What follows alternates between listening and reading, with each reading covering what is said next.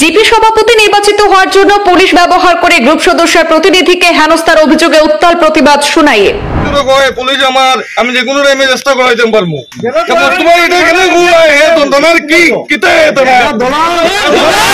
কোন ধরনের মামলা না থাকা সত্ত্বেও দালালের ইশারায় পুলিশ কাজ করছে বলে গুরুতর অভিযোগ বিক্ষুব্ধদের।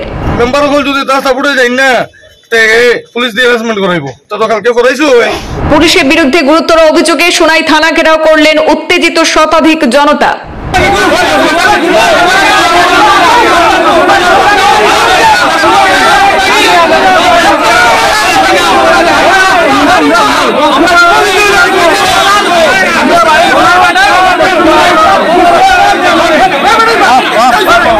সোনাই নবনির্বাচিত এক গ্রুপ সদস্যকে পুলিশি হেনস্থার প্রতিবাদে শুক্রবার সরব হয়ে উঠলেন সোনাই এলাকার অসংখ্য জনতা।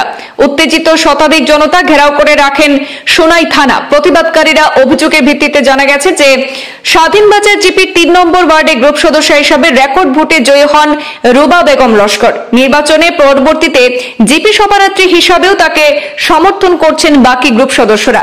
এতে সভাপতির দাবিদার থাকা আরেক গ্রুপ সদস্যের প্রতিনিধি নাকি পুলিশকে লাগিয়ে হেনস্থা করার চেষ্টা করছেন। তারা জানান যে থানার এক দালালের ষড়যন্ত্রে নাকি সোনাই পুলিশ বৃহস্পতিবার রাতে গ্রুপ সদস্য রুবা বেগম এবং তার প্রতিনিধি মকবুল হোসেন লস্করকে হেনস্থা করেছেন।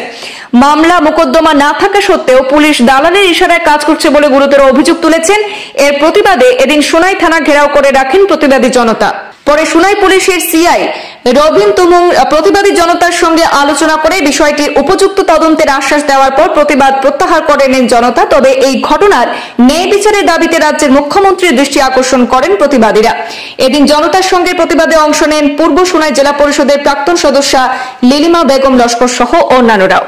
দুই একজন দলাল আছে এরা এলাকার মানুষরে বই দেখাইয়া বেআইনি ভাবে আমি মনে করি কালকে যেটা যাওয়াটা যেহেতু এফআইআর এর কোনো কপি নাই, আজকে আমরা এখানে সিআই সাহেব এখানে রিকোয়েস্ট করছি কপি দেওয়ার লাগে, কপি যেহেতু দিতে পারছেন না হিসাবে বেআইনি ভাবে হুমকি দিয়া টাকা কালেকশন করাইবার লাগে দালালে বাটাইছে।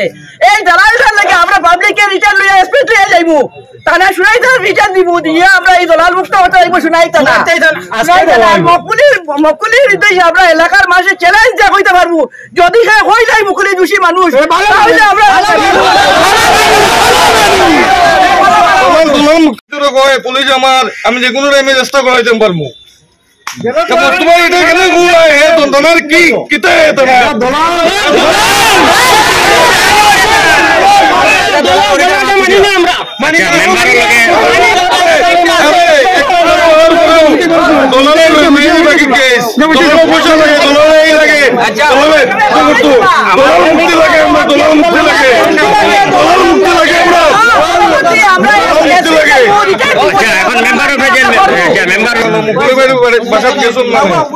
পুলিশ গেছেন কি দিচ্ছেন কি কেস কোন এফআইআর নাই কোনো নাই কেউ লই গেলে এটাও কেউ জানেন না। মোস্তফা নৌকিতে যে মেম্বার হল যদি তা সাপোর্টে যাই না পুলিশ দিয়ে হ্যারাসমেন্ট করাইবো তো কালকে করাইছো। গ্রুপ সদস্য রুবা বেগম লস্কর তান দেওয়ার মকবুল হোসেনের নামে কালকে একটা এফআইআর হয়েছে আমরা শুনছি। শুনিয়া আমরা আজকে গ্রামের শতাধিক লোক আমরা এখানে আইছি, আরো অনেক লোক আবার আসলো কিন্তু আমরা আইতে বাধ্য হয়েছি না, পারছি না, কারণ আমরা গরিব মানুষ, আটি আবার সম্ভব নয়, গাড়ি ভাড়া দেওয়া আমরা পক্ষে সম্ভব নয়, না হইলে এখানে 2000 মানুষ আজকে জমা হইতো।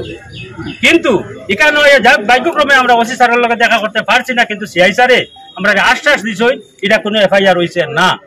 এফআইআর যদি না হয় কোন দালালোর ইঙ্গিতে আমরা ওসি স্যার গেলা ওটা আমরা জানতাম চাই। আমরা শুনছি যেটা ওটা প্র্যাকটিক্যালে ছিলাম না। এখানে তারা থেকে 2জন 4জন যারা গেছ এরা হয়তো কোন ইঙ্গিতে গেছ, ইঙ্গিতে নিশ্চয় আমরা স্বাধীনবাজার জিপির লোক হইতো হইব, অন্য কেউ হইতো না। কিন্তু এখন পর্যন্ত রুবা বেগম পঞ্চায়েত বানাইতে স্বাধীনবাজার নতুন রামনগর জিপির গরিব সাধারণ 100% লগে আছে ক্লিয়ার। কিন্তু গ্রুপ মেম্বার যারা ইলেক্টেড হয়েছে এখনো 7-8 জন গ্রুপ মেম্বারে 100% প্রয়োজনে আমরা অতটুকু আশাবাদী 10 জনে মিলিয়ে বডি বানাইবা এখানে কোন নিরপেক্ষ থাকতো না। আমরা অতটুক মানে আশ্বাস পাইয়া জনগণের সাপোর্ট করিয়া যার এরপরেও এখানে অযথা হ্যারাসমেন্ট ইটার বিচার আমরা মাননীয় সিএম স্যারের কাছে আমরা মানে মিডিয়ার মাধ্যমে এটা আমরা জানাই। আর সিআই স্যারে কইছেন 21 তারিখ আমরা আইতাম, আমরা এত আনন্দিত হয়েছি সিআই স্যারের বক্তব্য শুনিয়া শোনাই তারা ধন্যবাদ জানাই। আমরা এখন